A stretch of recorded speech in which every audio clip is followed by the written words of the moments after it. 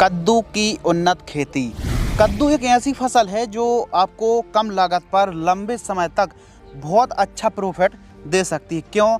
क्योंकि इसमें जो सिंचाई है वो मध्यम करना है, बहुत कम नहीं बल्कि मध्यम सिंचाई करना है, कम स्प्रेइंग शेड्यूल चलाना है, कम खाद दवाइयों के साथ साथ मुनाफा अच्छा है। जी हाँ, पंपकिन फार्मिंग आप ज़रूर करें। कद्दू एक ऐसी फसल है, आप देखिए बरसात के दिनों पर ग्रो कर सकते हैं, सर्दियों के दिनों पर सफलतापूर्वक ग्रो हो जाता है। इसके अलावा गर्मी के लिए भी कद्दू को लगाया जा सकता है। कद्दू जो क्रॉप है यह हमेशा प्रॉफिट देती है किसानों को। इसका उत्पादन काफ़ी अच्छा होता है और कम रेट भी आपको मिलेंगे, तो बहुत अच्छा आपको प्रॉफिट आप इस क्रॉप से निकाल सकते हैं। देखिए, कद्दू की खेती जब आप करते हैं तो वैरायटी सीड्स सिलेक्शन करने में समस्या आती है। अब कौन सी वैरायटी को लगाएं? अब जो वैरायटी लगा रहे हैं उसके फल का साइज़ मार्केट में ले जाएंगे तो क्या डिमांड रहेगी या फिर नहीं। साथ ही फल की क्वालिटी, साइज, शेप के साथ साथ तमाम बातों के बारे में बात करने वाले हैं। तो सबसे पहले हम बात कर लेते हैं वैरायटी के ऊपर कि कौन सी किस्म को लगाना चाहिए। देखिए, एक वैरायटी आती है डॉक्टर सीड्स की विराट के नाम से आती है।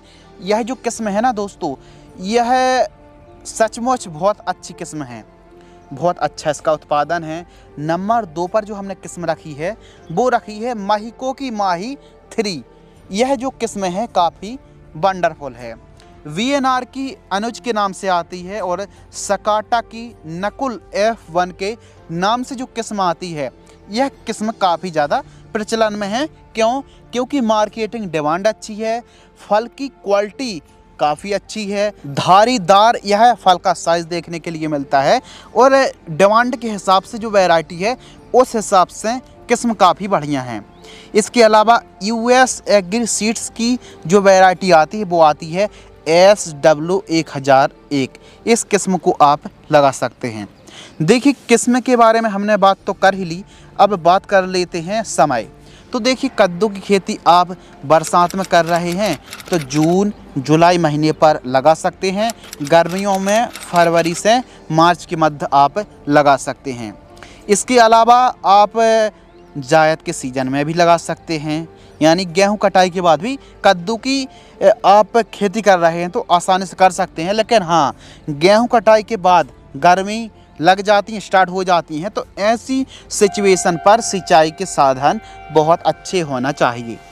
कद्दू की आप खेती कर रहे हैं तो देखिए बढ़वार अच्छे से नहीं होती है, फसल ग्रो अच्छे से नहीं ले पाती है, तो इसके लिए वेसल डोज, यदि आपकी जो भूमि है थोड़ा सा कम उपजाऊ है तो इसके लिए वेसल डोज पर आपको SSP single super phosphate powder form वाली लेनी है, वो लेनी है लगभग 50 किलोग्राम। DAP आपको 20 किलोग्राम और MOP म्यूरेट ऑफ पोटाश 60% वाली आपको लेना है दोस्तों लगभग 15 किलोग्राम। इन तीनों को ठीक तरीके से मिक्स कर लीजिए। उसके बाद आपको जब बुआई आप कर रहे हैं, एक एक दो दो बीजों की बुआई करनी चाहिए। बुआई करने के बाद आपको पर्याप्त मात्रा पर सिंचाई करनी है। अब आप देखिए, साधारण तरीके से खेती कर रहा है कद्दू की, तो पौधे से पौधे की दूरी 2.5 से 3 फीट रखनी है, दो दो बीजों की बुआई करनी है और लाइन से लाइन की दूरी तकरीबन 6 से 7 फीट रखनी चाहिए, सेंटर से सेंटर की दूरी। इस हिसाब से आपको इन बातों का ध्यान रखना है। अब सिंचाई देखिए, बरसात के दिनों पर आवश्यकता अनुसार सिंचाई करें, लेकिन गर्मियों के दिनों पर 6 से 7 दिनों के अंतराल पर आपको सिंचाई करनी पड़ेगी। सिंचाई पर विशेष ध्यान रखें, ज़्यादा सिंचाई नहीं करें बल्कि आवश्यकता अनुसार आपको सिंचाई करनी चाहिए। इस हिसाब से इन बातों को फॉलो करें। अब अगली जो समस्या आती है वो आती है खरपतवार कंट्रोल यानी वीड कंट्रोल। तो देखिए किसान भाइयों, जो हमारी कद्दू की फसल है, जितने ज़्यादा खरपतवार रहेंगे उतने ज़्यादा रोग, कीट, डिजीज़, बीमारी को आप आमंत्रण दे रहे हैं। तो इसके लिए साफ़ सफाई प्रॉपर रखें, पहली बात। दूसरी बात देखिए, खरपतवार नाशक का स्प्रे नहीं करें। खरपतवार नाशक स्प्रे करने की बजाय मज़दूरों की मदद से निराई गुड़ाई करनी चाहिए। निराई गुड़ाई प्रॉपर करें, 15-15 दिनों के अंतराल पर निराई गुड़ाई करने से वायु का संचारण अच्छा होता है, साफ़ सफाई बनी रहती है, रोग, बीमारी और मोज़ेक वायरस से काफ़ी अच्छा कंट्रोल मिलता है। अब बात आती है दोस्तों कि बीमारी, डिजीज़, समस्याएं, फल फूल ड्रॉप हो रहे हैं, फल फूल नहीं आ रहे हैं, फल काले पीले पड़ के गिर रहे हैं, सड़न हो रही है, और भी कई तमाम समस्या हैं, चाहे इल्ली की बात हो, मोज़ेक वायरस की बात हो, या फिर फंगस की बात हो, पाउडरी मिल्ड्यूड हो, डाउनी मिल्ड्यूड हो, एंथ्रेक्नोज हो, लीफ स्पॉट हो, कई समस्याएं आती हैं, कई फंगस आते हैं। तो इनको कंट्रोल करने के लिए आपको समय समय पर, चाहे आप ऑर्गेनिक दवाइयों का स्प्रे करें या फिर रासायनिक दवाइयों का आवश्यकता अनुसार निश्चित मात्रा पर स्प्रे करेंगे, तो अभी आप आसानी से कंट्रोल कर पाएंगे। तो इसके लिए फर्स्ट जो स्प्रेइंग है, और हम बात कर रहे हैं बुआई से, जब हमारी फसल 20 से 25 दिन के आसपास की होती है, और जो डोज बताएंगे वो बताएंगे 15 लीटर की दर से। फर्स्ट जो स्प्रे है, 15 लीटर पानी में आपको मिलाना है AM45 मैंकोजेब 75% 40 ग्राम लेना है, और इसके साथ आपको इमिडाक्लोप्रिड इंसेक्टिसाइड जैसे कॉन्फिडोर आती है, इसको आपको लेना है 10 ml, 15 लीटर पानी में घोल करके स्प्रिंग कर देना चाहिए। अब बरसात का समय हो या फिर बरसात होने की संभावना हो, तो ऐसी कंडीशन पर सिलिकॉन चिप को मिलाकर ही स्प्रे करें, और बरसात नहीं भी हो रही है तो जो दवाई है ना, वो पूरे पत्तों पर फैल जाती है, अच्छे से चिपक जाती है, और लॉन्ग टर्म के लिए आपको एक प्रकार से जो प्रोटेक्शन का काम करती है, लंबे समय तक हमारी फसल में दवाइयों का रिजल्ट देखने के लिए मिलता है। सिलिकॉन चिप को मिलाकर स्प्रे करें 15 लीटर की दर से। अब जो दोस्तों सेकंड स्प्रे है, जब हमारी फसल लगभग 40 से 50 दिन के आसपास की होती है, यानी मान लीजिए 45 से 50 दिन के आसपास की है, तो वही सिचुएशन 15 लीटर पानी में प्रोफेक्स सुपर, नागार्जुन कंपनी की प्रोफेक्स सुपर आती है, इसको आपको लेना है तकरीबन 25 ml, और इसके साथ आपको मिक्स करना है एसिटामिप्रेट 20% SP 10 ग्राम, और UPL की साफ फंगिसाइड को आपको लेना है 35 से 40 ग्राम। 40 ग्राम 15 लीटर पानी के लिए बहुत अच्छा है। इन तीनों को मिक्स करके स्प्रेइंग आप करेंगे तो जो रिजल्ट है ना, वो बहुत ही अव्वल नंबर के आने वाले हैं। थर्ड स्प्रे, जब हमारी कद्दू की फसल बुआई से लगभग 70 से लेकर 75 दिन के आसपास की होती है, तो ऐसी कंडीशन पर हमको लेना है रोको फंगिसाइड।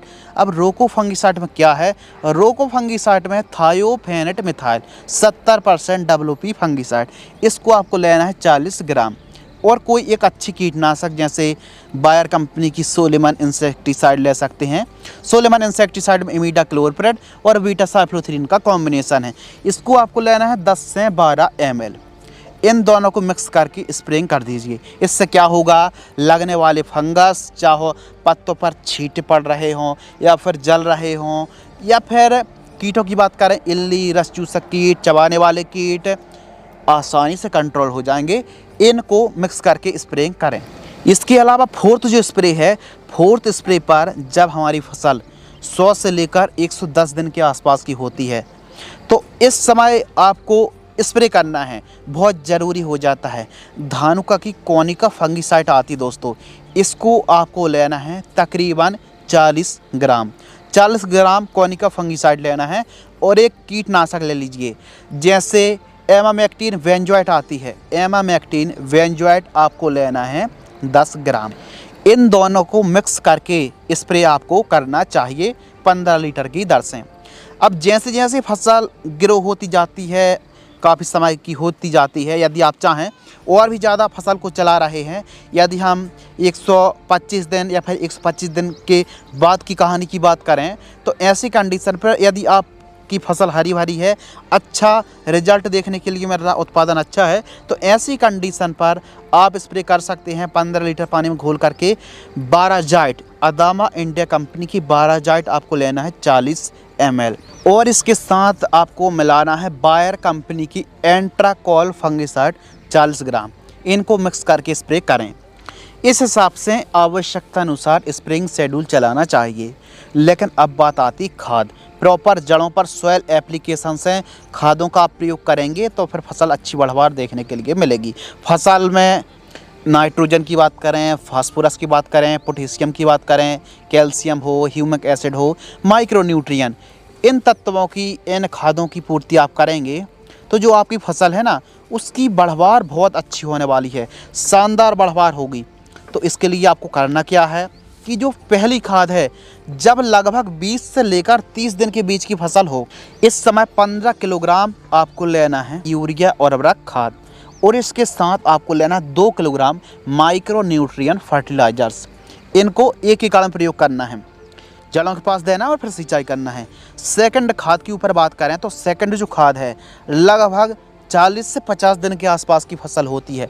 तो ऐसी कंडीशन पर आपको लेना है यूरिया और उर्वरक खाद लगभग 20 किलोग्राम, और इसके साथ मिक्स करना है माइक्रो न्यूट्रिएंट फर्टिलाइजर्स 2 किलोग्राम। जी हाँ, फिर से माइक्रो न्यूट्रिएंट फर्टिलाइजर्स देना है 2 किलोग्राम।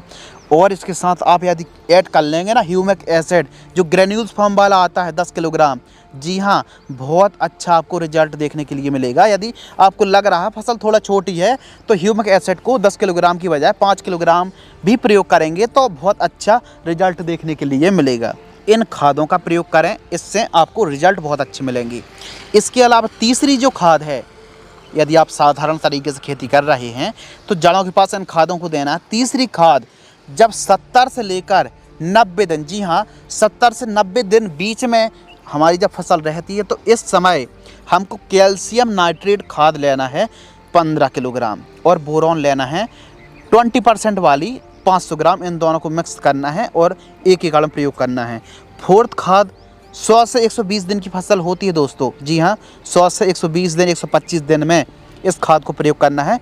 यूरिया और उर्वरक खाद आपको लेना है लगभग 35 किलोग्राम, और इसके साथ जिंक सल्फेट 33% वाली जिंक सल्फेट आपको लेना है 3 किलोग्राम से लेकर 4 किलोग्राम।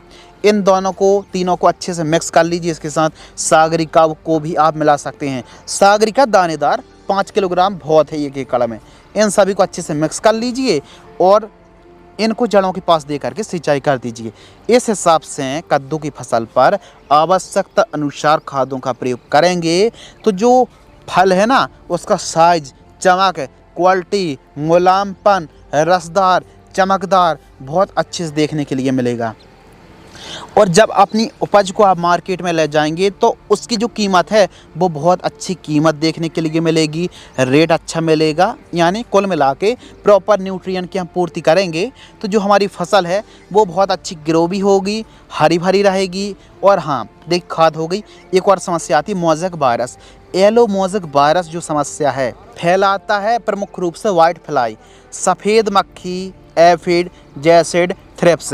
यह जो रस चूसक कीट होते हैं इनके प्रॉपर स्प्रेइंग आप लेते रहेंगे वीकली, और स्टार्टिंग पर एसिटामिप्रेट का भी आप स्प्रे कर सकते हैं। और सफ़ेद मक्खी थ्रिप्स माइट्स के स्प्रे लेंगे तो जो हमारी समस्या क्रिएट हो रही ना मोज़ेक वायरस की, वो आसानी से कंट्रोल हो जाएगी। और देखिए, आप सफ़ेद मक्खी रस चूसक कीटों को कंट्रोल कर लेंगे तो ऑटोमेटिक मोज़ेक वायरस कंट्रोल हो जाएगा। जी हाँ, सभी समस्या आसानी से कंट्रोल हो जाएंगी। और देखिए, ऑर्गेनिक तरीके से भी आप खेती कर सकते हैं। बीच बीच में रासायनिक को कम करके आप एक काम कर सकते हैं, जैसे ह्यूमिक एसिड तो आप इस्तेमाल करना ही करना है, ट्राइकोडर्मा है, जीवामृत है, गन्ने का गुड़ है, और जो भी ऑर्गेनिक खादें आती हैं उनका प्रयोग करेंगे तो बहुत अच्छा आपको रिजल्ट मिलेगा। चाहे सरसों की खली हो, नीम की खली हो, गोबरी खाद हो, वर्मी कंपोस्ट हो, इनका प्रयोग आपको अवश्य करना चाहिए। कद्दू की खेती आप कर रहे हैं तो कम से कम लागत पर, यानी अधिकतम 20 से लेकर 25,000 रुपये लागत पर, ये मान लीजिए 1 से 1.5 लाख रुपए सभी लागत को काटकर आप कद्दू यानी पंपकिन फार्मिंग से कमाई कर सकते हैं। अब वीडियो को आपने पूरा देखा है। वीडियो को अंत तक देखने के लिए आपका बहुत बहुत शुक्रिया। वीडियो को लाइक करें, चैनल को सब्सक्राइब करें। धन्यवाद।